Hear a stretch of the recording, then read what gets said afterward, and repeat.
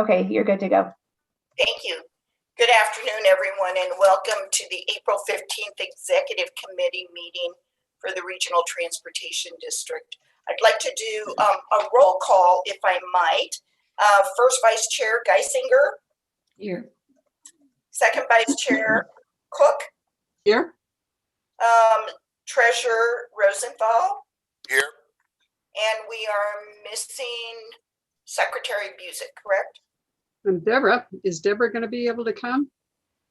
Yeah, the general manager should be getting on any time now. I see that we have board member Peggy Catlin, Eric Davidson, Marjorie Sloan, and our general counsel Melanie Snyder, and Steve Decker. I guess I don't know who you are, sir. I'm in IT support. I'm here in place of Brandy Hunter. She's out today. Oh, okay. Thank you. Thank you, sir. Oh, and I see that I saw our general manager. There she is. General manager, good morning. She's connecting.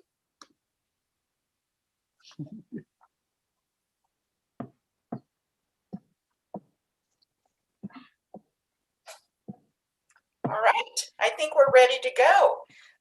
The first thing on the agenda is to approve the April board meeting agenda review. Do I have a motion? So moved. So moved. Oh, second. Okay. I have first Vice Chair Geisinger and second Chair Cook. Okay. Any discussion on the agenda?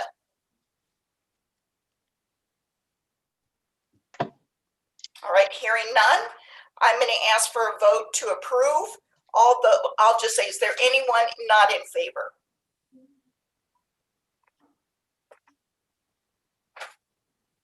Not hearing anything. The board agenda is approved for April, Ms. McManus. Thank you. Thank you. So I do have other matters, and before I go into other matters, I'd like to turn it over to the general manager if she has anything for us to discuss today. General manager. Good morning, Madam Chair, and good morning to all of you that are assembled. At this juncture, I don't have anything to share. So Thank you very much for the opportunity to do so, though. Thank you. General Counsel, do you? Thank you, Madam Chair. No, I do not. All right, thank you. The other agenda item is under other matters. Before I go into the land acknowledgement, are there any other matters to come before this board? Madam Chair? Yes. I wondered if, since we won't be meeting again before the April 27 study session, if General Manager Johnson could give us an idea of how that will be structured and what you'd see as outcomes and so forth. This is the road to recovery piece and so forth. Yeah. Yes, thank you very kindly. If I may, Madam Chair, address Director Cook. Thank you. So Director Cook, the way this will be structured will be a session whereby I will orient the board to the design thinking process. The design thinking process is a 5-phased approach. The first being empathy. And so I'm going to take it from the vantage point in reference to engaging all of you in qualifying what those 5 stages are, the intent behind that once I give descriptors, and please be clear, prior to that session, there will be information pertaining to what I'm doing. I will send out a discussion item as we would with any other gathering in which we are noticing, and I will provide a PowerPoint that will provide descriptors as well. And so what I envision doing at that session is really engaging with all of you, asking from your vantage point with the first stage of design thinking is the empathy portion of that. As we look to the road to recovery, what are the customer pain points that you are cognizant of from your various constituents and from your experiences and any other engagement that you may have had? So that's the first point in that. Once we understand that empathetic aspect about what the customer pain points are, the next phase would be to define the problem we are trying to solve, which would germinate from that empathetic aspect of defining what the customer pain points are. Then once we take those customer pain points, the second phase is defining the problem we're trying to solve. The next phase is ideation. And so that's whereby we're going to have a collective discussion around what are those ideas. The other two phases of design thinking are basically establishing a prototype, meaning what are we going to do once we ideate around that? And the last one is piloted, tested. But the only phases we're discussing in the meeting quite naturally is to get your through your engagement, get your feedback. And then basically my team and I will take that and leverage it and bring forward options relative to how we address that going forward. Madam Chair? Please. Yeah, I had a chance based on the description you'd provided previously to Google that. And I'm really interested in that. I think that's going to be a great and a comprehensive approach. And it strikes me that there may be resources that that could help in your further, once your staff takes it over. And I wanted to tell you about that just based on a conversation with Marjorie Sloan. There's a group at the Kennedy School at Harvard called the Behavioral Insights Group, and Marjorie's Golden, her town where she was mayor, and Pete Buttigieg and South Bend, Indiana were the first 6 cities who accessed this particular, it's not an approach, it's really a set of tools that stem from the study of the behavioral aspects of decision making. And they have applied it even to public transportation. But the idea is to gain insights into those pain points and what influences people's behavior and decision making after that. So it seems like I'm just offering it up as a possibility for you, because Marjorie in particular, I can also as a graduate, maybe help to connect you to the resources of that school. I don't believe it would cost us anything. And it might just be something and would be a way of connecting to the resources and the people, in fact, who are plugged into the administration right now. So if you'd like, and Marjorie, please chime in. I hope I captured it properly, but please chime in to the extent you retain some context there, and they might be helpful to Deborah and her staff as they work through the design thinking process. Go ahead, sorry about that. Director Sloan? Oh, you're muted. It was just an approach that Golden took at one point, and it was remarkable to have the contacts that we did at Harvard Business School, including Cass Sunstein, who has started the whole nudge behavioral economics movement.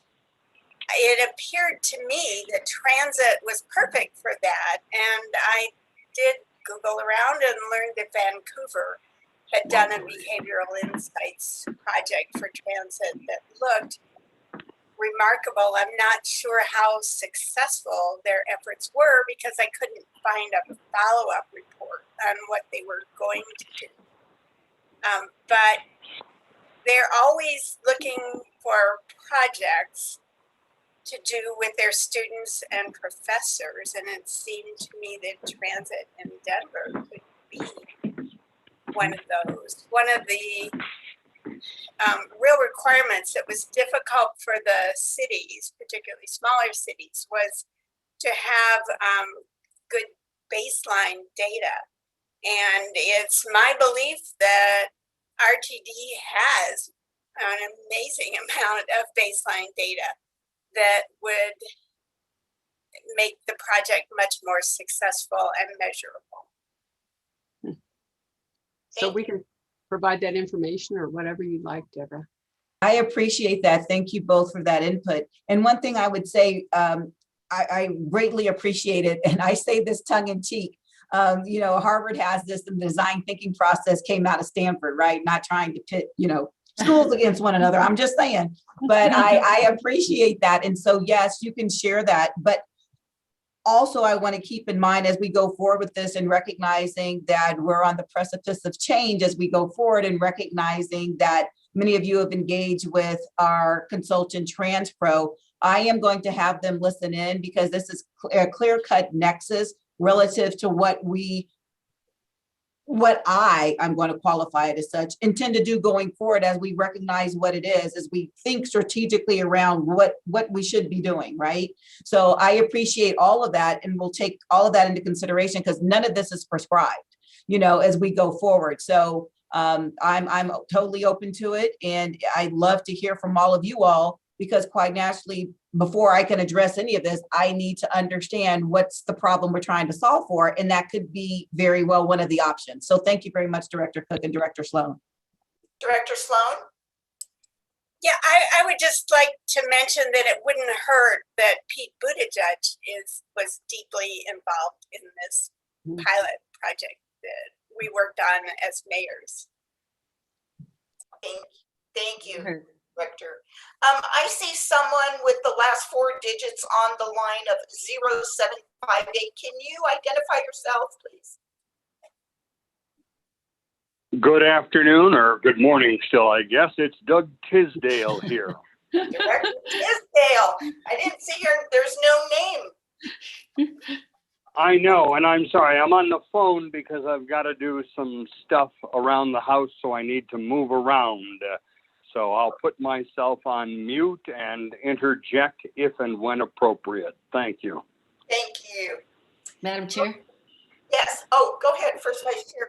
Great. I just have a question. I'm excited for this study session, and I think it sounds like a good way to roll it out. And it's the customer pain points, kind of the empathy piece, and then defining the problem. And then in the ideation, is that sort of brainstorming possible approaches and solutions and things? Great.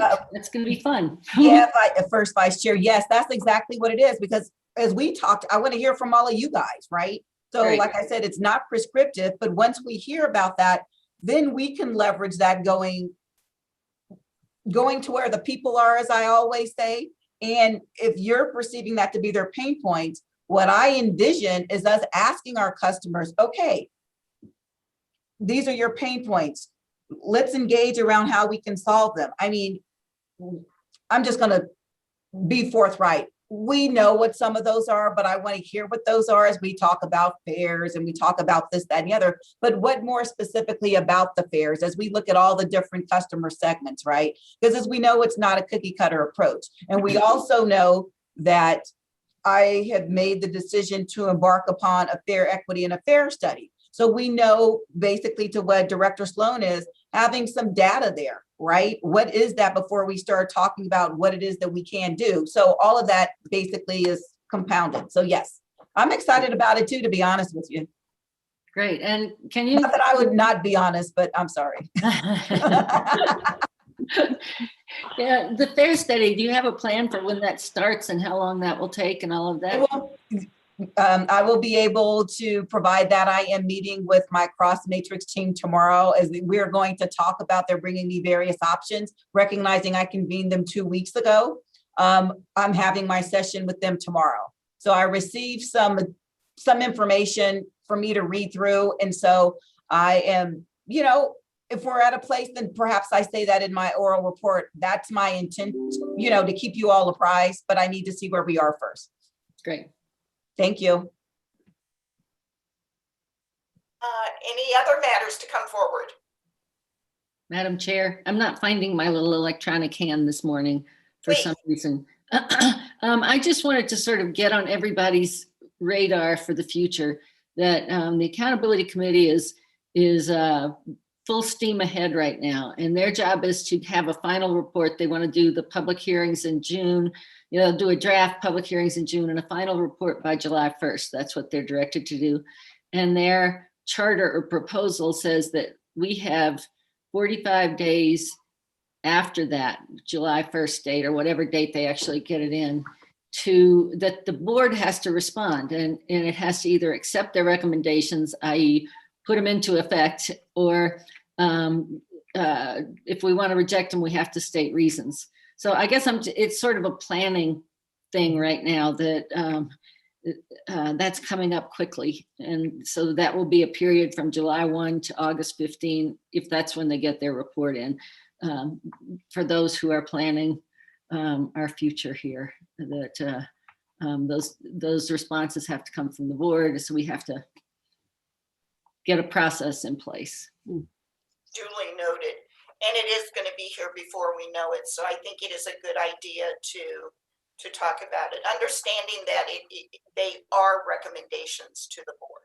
Right. And the board has the duty to really review them and then respond accordingly. So thank you for bringing that up. Yes, second Vice Chair Cook. So quick question, do you, just maybe this is for Barbara, how would normally we as a board take up the recommendations and make a decision about our response and so forth? Well, I would think that we have to work directly with staff, because the one thing that hasn't been brought forward to date, and I don't know if it's part of the plan, are any of the fiscal notes to implement anything that they might recommend coming forward, and how that fits into the overall strategy that the agency will be putting into place through the sessions that will be have started up and will be moving forward. So I would, ask the general manager what her thoughts are in terms of what the review of those asks are, and whether or not they would bring staff recommendations as to what we can or can't do financially, and what we might be able to do just as process change as we look through making the strategic changes that the board and staff will be working on. So Madam Chair, are you looking for my response to Ms. McManus at this juncture? So what I would offer up, recognizing for all intents and purposes, while the board would accept or opine on said recommendations, it's incumbent upon me and my team to actually effectuate said recommendations if they were to come to fruition. So with that as the backdrop, I see this very analogous as to the approach in which we took relative to the state audit, in reference to agreeing or disagreeing with their recommendations and providing explanations. So what I would offer up is that my team and I look at said recommendations, we take it, into account relative to a practical and operational aspect of what am I trying to say? Whether or not they're practical, and we would in turn share that information with all of you. We can discern about the appropriate form in which to do that. I know before we were emailing or what have you, but if you're going to take a public stance, then we can do that in the form of a recommended action. But I think that would be imperative in order to have everybody align around what it is that we're doing as an organization, recognizing that really any recommendation that would be implemented for all intents and purposes rests with the auspices of, an administrative aspect in reference to us implementing whatever is before us. Does that make sense to everyone? It does, because we actually don't know what they'll be bringing forward. Right. We have an idea, but we really don't know at this point where it's going to shake out. So yeah, it does for me. Any other comments from anyone else? Yes. I just would say I agree. I think that's fine. And some of these things, I know you're attending all of these meetings, Deborah. I've seen some suggestions from DEA around passes and fares. They were very early. Well, they were recent, but I don't think they're nearly final. But there may be some stuff. It's just another heads up. I think that's something that may be coming out from them soon that may help with as you're planning the fare study. Well, and I appreciate that, Director Geisinger, because as you all know, and we heard this Tuesday night from our transit equity manager, before we can do anything, we have to have a common set of facts, and that's getting the demographic information. So that's first and foremost. So as we go through something such as this, recognizing that we really can't leverage anything without having an understanding of what our service area is from that minority population and low income population, with some of these aspects that could clearly be our response, while we, accept whatever is being put forward. We have to do our due diligence and be in compliance and things along those lines. Because that's one thing for certain, I think it's incumbent upon all of us is to manage expectations. While we may embrace the whole aspect of, a past program, we have to do our due diligence in order to get there to ensure it's a benefit for our constituency. So thank you for that, Director Geisinger. Sure. And just one more question. Does the fair study also include passes? I know you're looking at those. Is that a separate process or? Not at all, because when we talk about fairs as outlined, that's an aspect of our fairs. So we have to ensure that we're looking to see what the benefactor is. And if we're trying to do something as it relates to non-equity and equity communities, recognizing it can't be a disproportionate burden or a disparate impact, all of that comes into play with the pass. If in fact you look at the decision tree and see that there runs the risk of it being, a 10%, a greater than 10% impact to that demographic, then we could leverage something to mitigate that. So that's why I'm saying, as it relates to the fairs, the passes, of course, is all encompassed. Thank you. You're welcome. General Manager, the only thing that I would add to that conversation currently is I know that the equity analysis was at 130% of the federal poverty level, but the LIFT program was based on 185% of the federal poverty level. I just want to make sure that that part of the equation is in there, because otherwise I think it might get a little tricky as we start looking at the fairs, particularly if we're getting a recommendation from the Accountability Committee, because Dea was part of that working group where we came up with the 185%. So just as an FYI. I appreciate that. And we will look at the guidance and adhere to it as follows. Thank you. Okay, so now on to really what I wanted to talk about was how we are proceeding with our board meetings. And one of the things that has struck me is that we need to reinstitute the Pledge of Allegiance. I think that's really very important, particularly as we move forward. And so I want to get that back on the docket. We stopped doing it when we stopped meeting in person, but I really think it would be an easy way to ask a different board member to lead the Pledge of Allegiance at every board meeting. So that's the first thing. But the second thing is the whole issue around land acknowledgement. And let me start by saying that I have been meeting with a group of Latino elected officials, and we had started this probably way last March, where we realized we really wanted to implement an acknowledgement of our ancestors in the land acknowledgement. And so we started doing it at our live town hall meetings. And then Northeast Denver leadership started doing it. And then Denver City Council adopted it, as well as the state legislature. And so I thought it would be a great thing to bring forward to the RTD Board of Directors to take a look at. I did send out the land acknowledgement really based on what has been utilized in the community, and sent it to the entire board and talked to most of the board members. And got a very favorable response back saying, yeah, let's do it. I got some great insight and suggestions. One was that we only do it at the official board meetings once a month, which I think is proper. And then the second was I got 3 responses from 3 different board members, 2 who thought that it was too long and wanted it shortened, and the other one who really wanted to just look at some specific phrasing and words to make it softer. And I really appreciate that insight. So today, what I'd like to do is to start with reading the original land acknowledgement, and then I'm going to ask Director Rosenthal to read his rendition, and Director Sloan. So the original one is that the RTD Board honors and acknowledges that the land on which we reside is the traditional territory of the Ute, Cheyenne, and Arapaho people. We also recognize the 48 contemporary tribal nations that are historically tied to the lands that make up the state of Colorado. We honor elders past, present, and future, and those who have traveled and stewarded this land throughout generations. We also recognize that government, academic, and cultural institutions were founded upon and continue to enact exclusions and erasures, I can't say that word, of Indigenous peoples.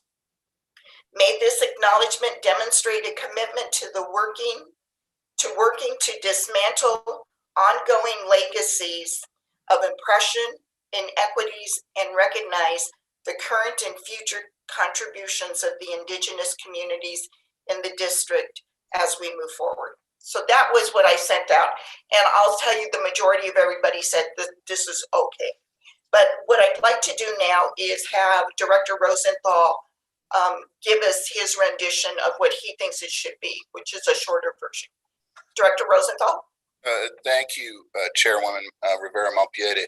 So I kind of actually incorporated some of your language and then kind of changed it around a little bit, and I also included, as you're going to hear, all historically oppressed peoples, and I considering the times we're in, how we are analyzing as a nation, also other oppressed peoples, particularly African American people.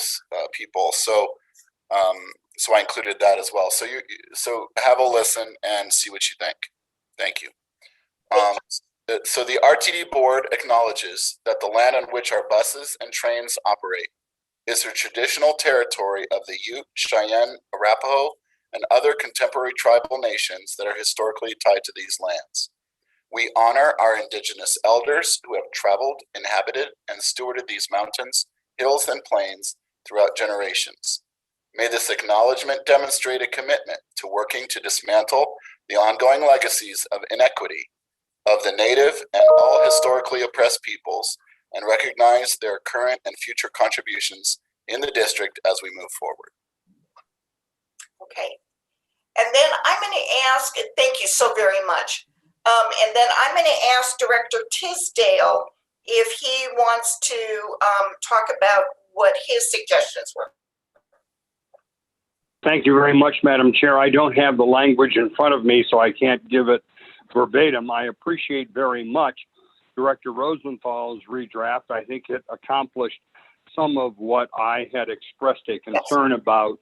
The issue was that the language in the original proposal talked about governments and educational institutions and others being founded upon and continuing an institutionalized racism, if I'll translate. It didn't say that, but in effect, founded upon and institutionalized, carried forward this systemic racism.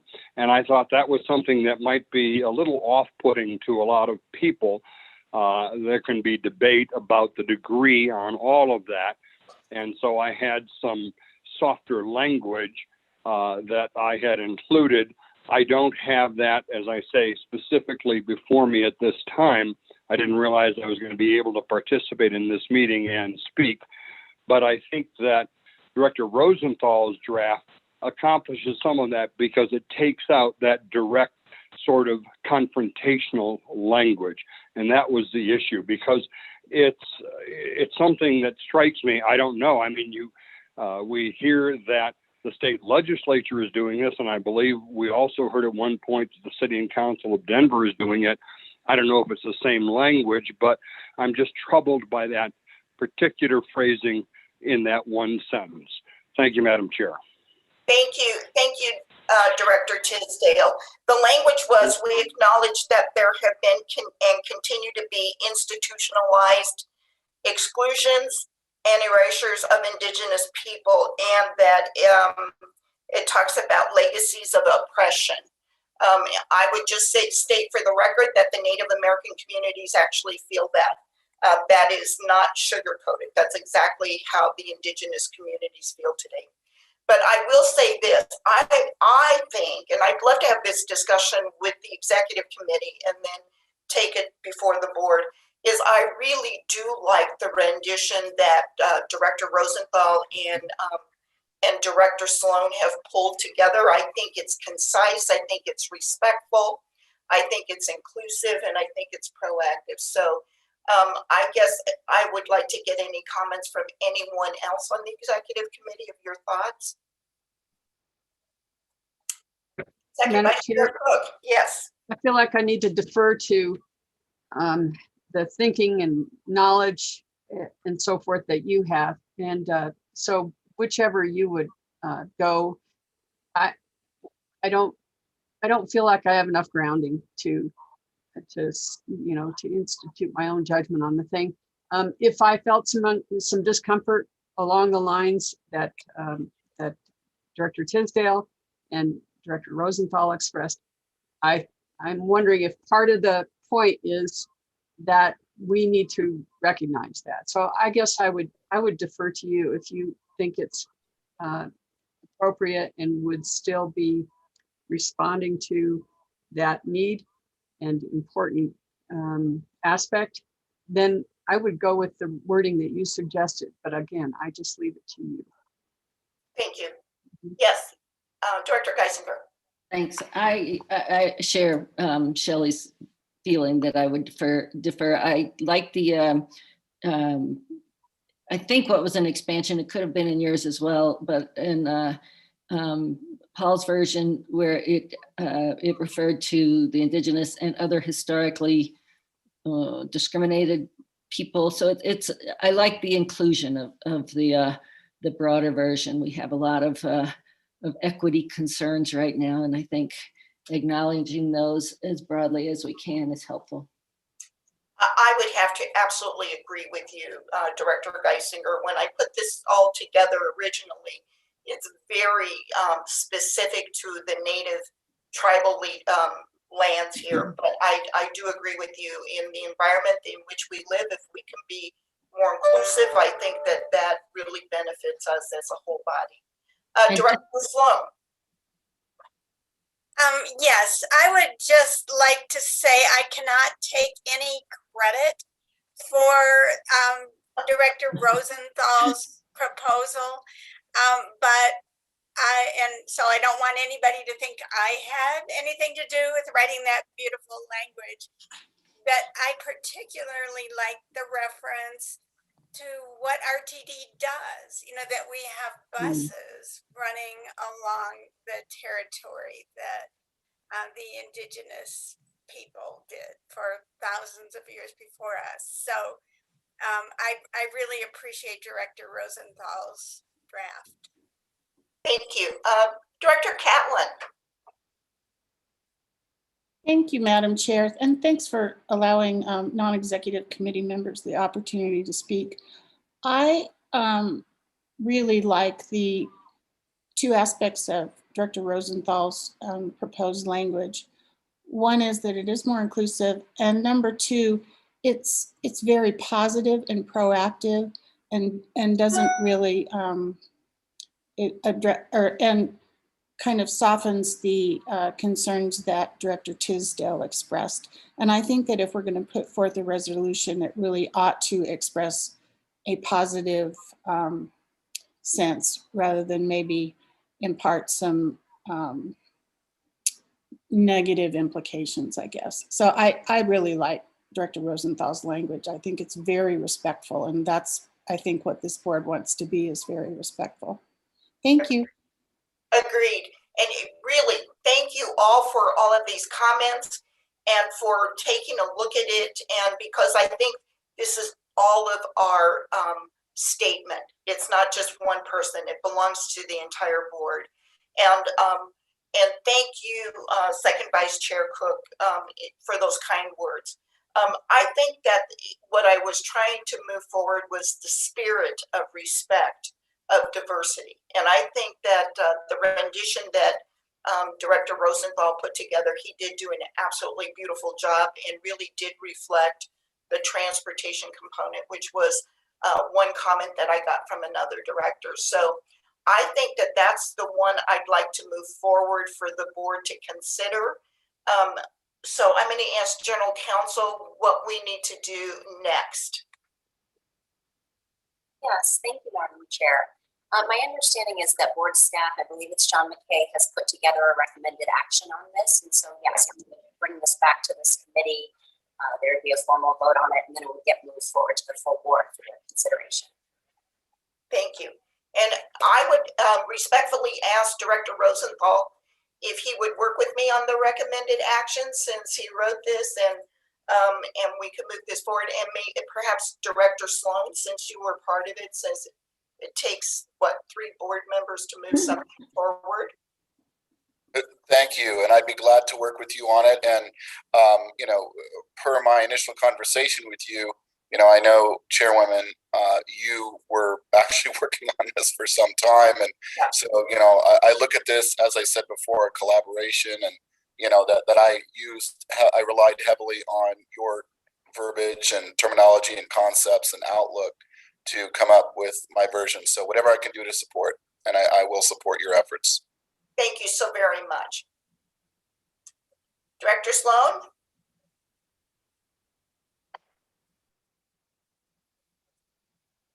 I'm good with that. Thank you all. And again, I really like particularizing it to RTD rather than the entire state. Got it. Yeah, thank you. I think that's duly noted. Okay, then what I'll do is get with Ms. McManus, and we'll start pulling what it is that we need to pull together and make sure that our general manager takes a look at it before we move it forward to the board. I want to thank you for this conversation. I think this has been a great experience, and it has been heartwarming just how respectful and open the board has been to acknowledging this component. And I'm really excited about it for all of us and for the communities that we want to show respect to. So thank you. Are there any other matters to come before this committee, Ms. McManus? I just wanted to mention that we went through the RFP process for the JEDI training for the directors, and there's a small group that will be meeting tomorrow with that vendor to sort out the subject matter and the scheduling, at least through the end of this year. So I just wanted to let this group know that we were moving forward with that and where we were. So thank you. Thank you. Question. So who is on this small group, and sort of how's that being determined? So there are 2 co-chairs that were assigned by the general manager. The board office, myself being in charge of scheduling and working with the directors to get all of these sessions put together. And Zami Silva, Senior Manager of Civil Rights, who will be managing the content, just how the content that the vendor has brought forward and how best to bring that forward to the board in an organized fashion.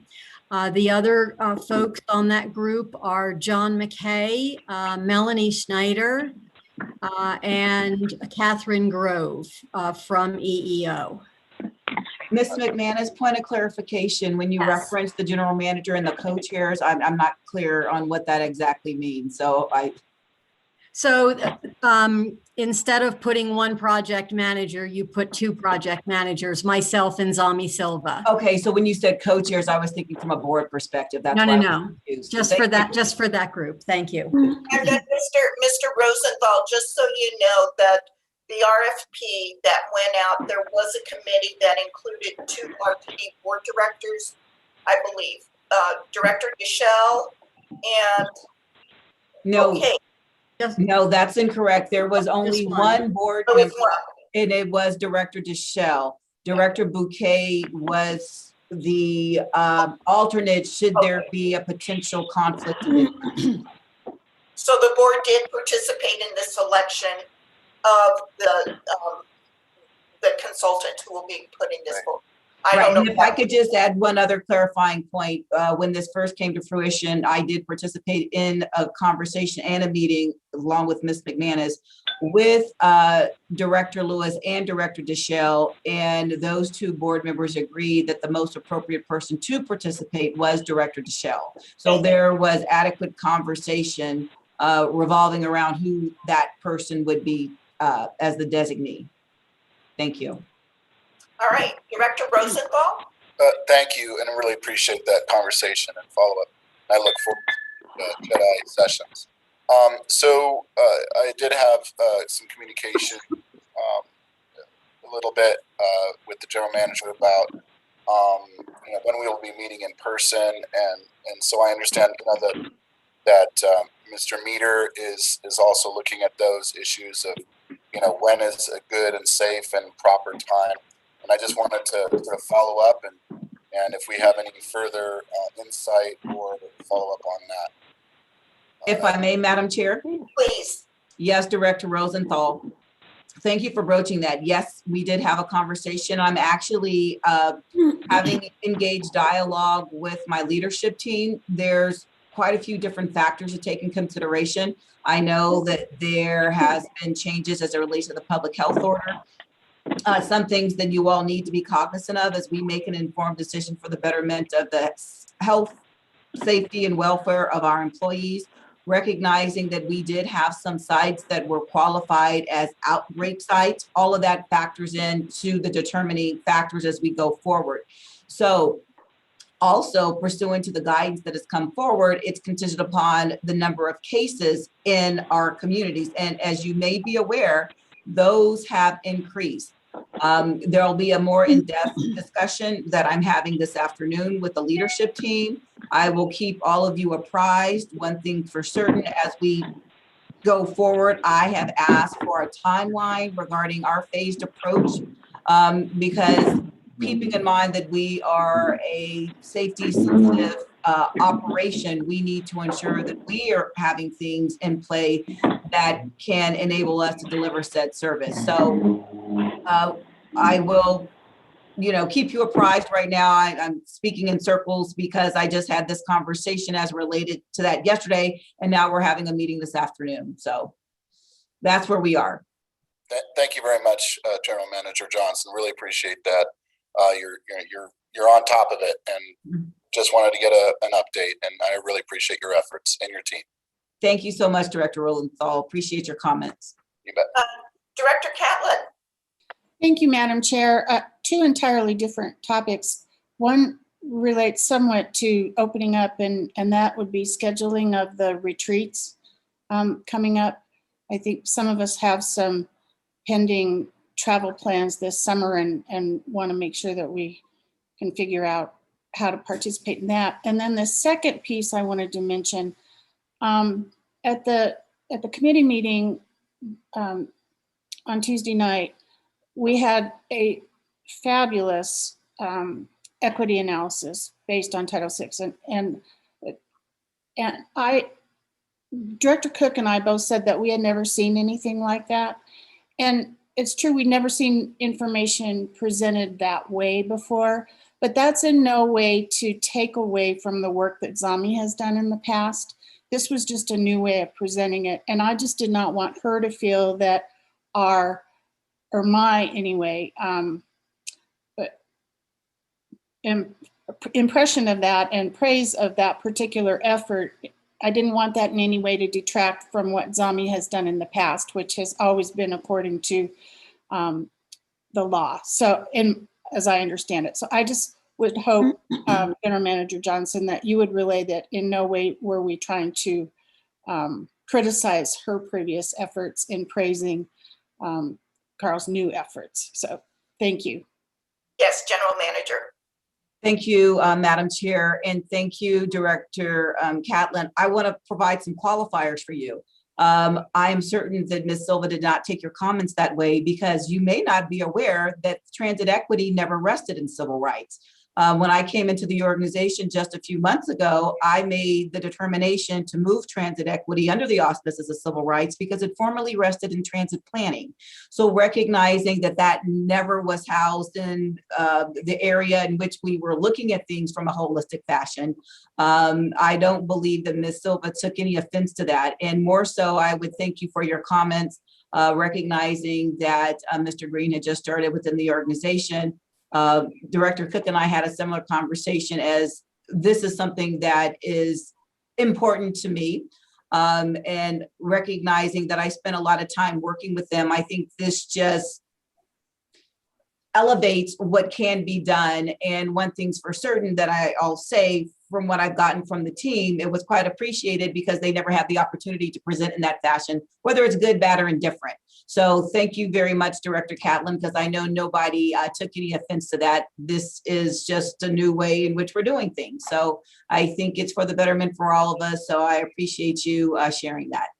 Kudos to your team. And I guess I had forgotten that it did not reside in civil rights before. So I very much appreciate the steps you took to bring that forward and the way you did it. So thank you. And I'm glad that Zami did not take offense for that reason. I just was concerned about that. Thank you. Thank you. Director Davidson, do you have anything before we sign off? No, thank you very much, Madam Chair, for calling on me. I appreciate the opportunity, but just welcome the opportunity to listen in. I just would say I'm very excited about the design thinking. As somebody from the tech world, it's hard not to get a little overly enthusiastic about that. But no, thank you for the discussion. I appreciate the opportunity to be here. Thank you, Madam Chair. Thank you, sir. Yes, Director Geisinger. Thank you, Chair. This is just an idea I had as this conversation was going, and I don't know if it's something we can move forward, but if it's going to be a little while, which very well may be before we can meet in person, I wonder if there's like a place with an outside happy hour or a park or something where we could just keep it social, so we could meet each other. We haven't met any of our new comrades, and you know, it might be nice just to put some kind of social event together if possible. Okay, I'll work with Miss McManus to see if there's something we can do. What do you think, Ms.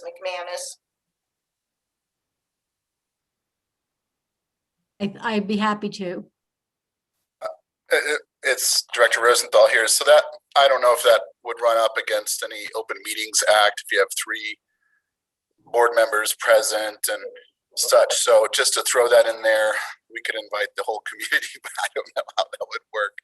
But just well, we could list it as open, but my understanding, and I guess the question for Ms. Snyder, is that if we keep it social, that shouldn't be a problem. Am I right there, Ms. Snyder? Yes, thank you, Director Geisinger. Yes, as long as you're not going to talk about board limits. And it could be broader than the board, could be SLT. You know, I don't have any specific thing in mind. It just might be nice to meet people.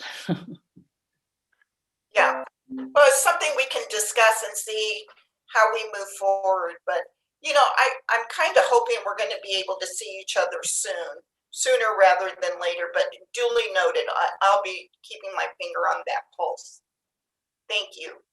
And I have one more thing, sorry, and then I have to go. So the bell's about to ring here at school.